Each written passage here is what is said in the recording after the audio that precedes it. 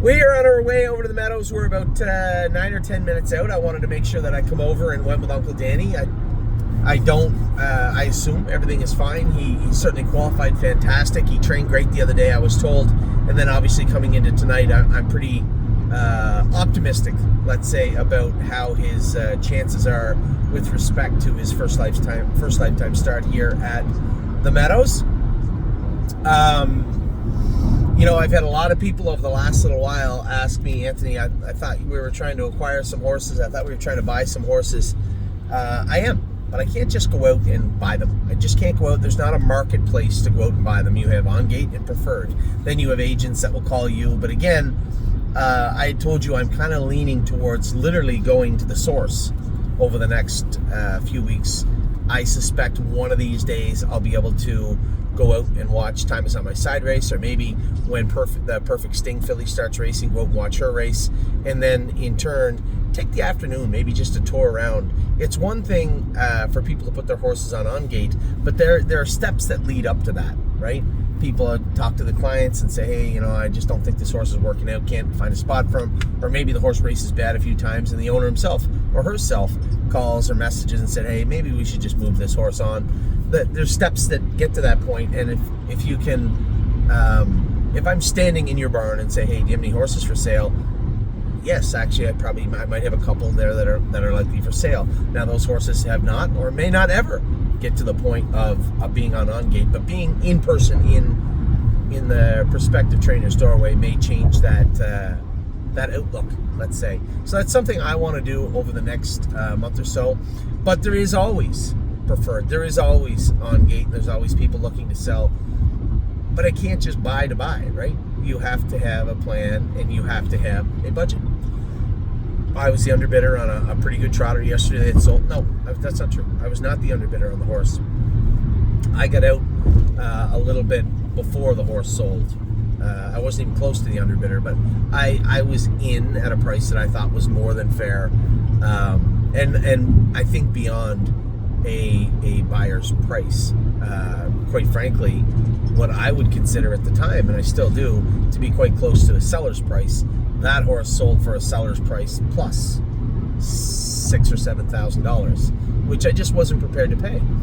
And that's very subjective, but at the same time, regardless of me trying to acquire horses or not, we still have to have a plan.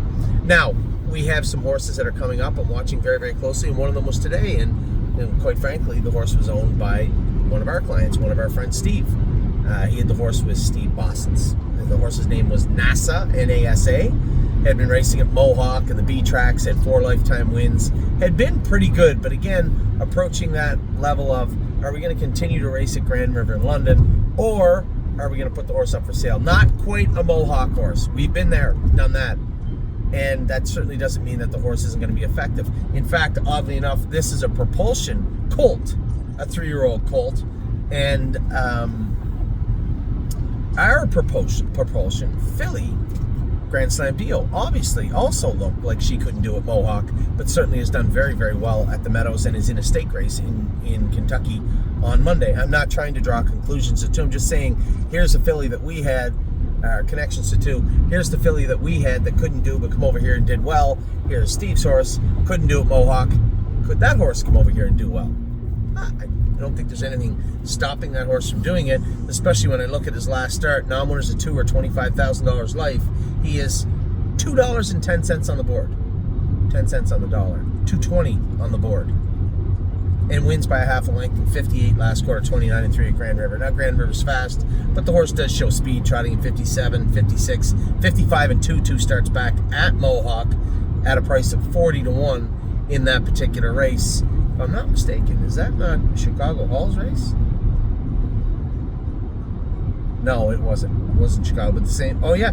Oh, that's even more embarrassing. This horse beat Chicago Hall the night that Chicago Hall made a break with no hobbles on, but was in the hunt to do well anyway. But so the horse has been racing well. 55 and 2 has been his fastest. He's done that twice, finishing 4th both times. 56 and 1, 57, 57, and the winner last week in 58. Lifetime starts 9, so pretty lightly raced horse also. So Steve was selling the horse today, and he, and I was watching the horse and I was bidding on the horse. I got out at 28, which I thought was the high end of a buyer's price. I didn't want to creep into that seller's valley because there are a couple of horses I'm watching also over the next 24 hours. But I didn't mind hanging out there. I ended up stopping. The horse went for 29.4 and Steve bought the horse back. Now Steve called me because he knew that's the type of horse that I was bidding on. And we had talked about the horse earlier in the week, his horse, and he was putting him up for sale. He said, "Did you not think my horse was worth 30?" And I said, honestly, I was being a little greedy. This guy's bumper, he's got a little tail on his car there. I said, honestly, I was looking for the car in front of us, the bumper's hanging off it. Right there, see the piece hanging off it? It appears that gray duct tape that he had holding it on just has not done the trick at all. Poor bugger. I've been there. Poor bugger. So I said, yeah, your horse probably is worth 30. And the way he put it, because he owns a horse and he has a different perspective than me, absolutely the horse is worth 30. 9 lifetime starts, trotted in 55, only has 4 wins, only has 20 US made, which means he fits in non-winners of 2, but not more than 4. Also eligible non-winners of 30,000 life US at Northfield. The claiming price on that race would be somewhere around 34,000, making the horse easily worth 30. So when Steve and I were done talking, I said, well, as we were finishing, I said, well, here, I'll make it as easy as I can. Obviously you wanted to sell the horse, and obviously you wanted 30. Will you take the 30?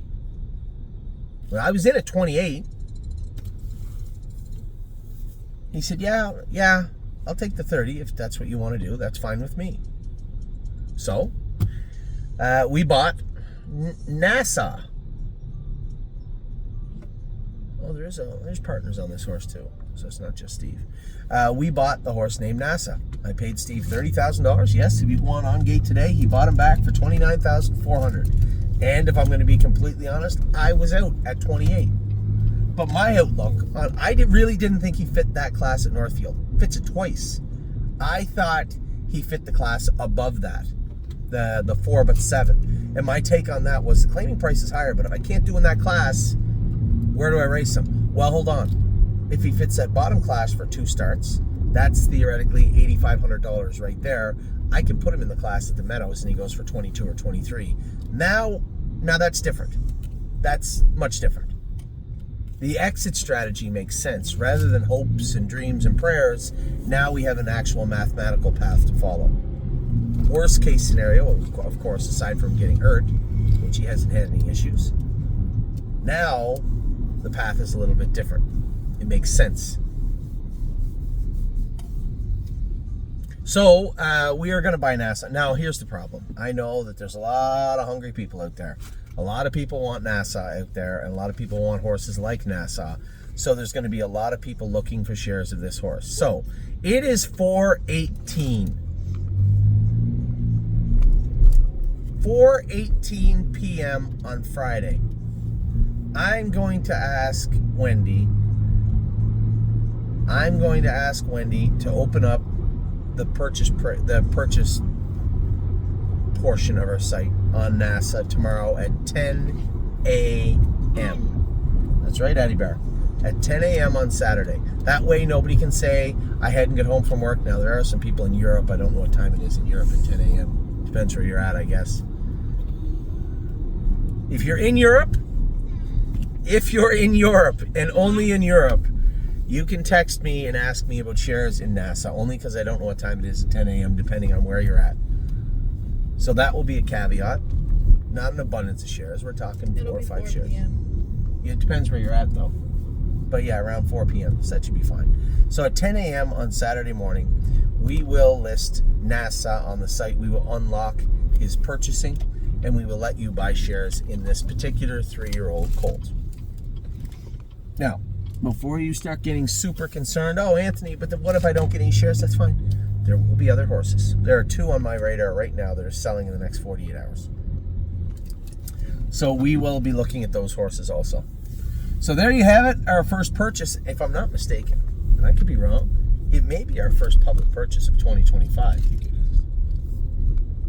But there you have it. I will be buying NASA off Steve.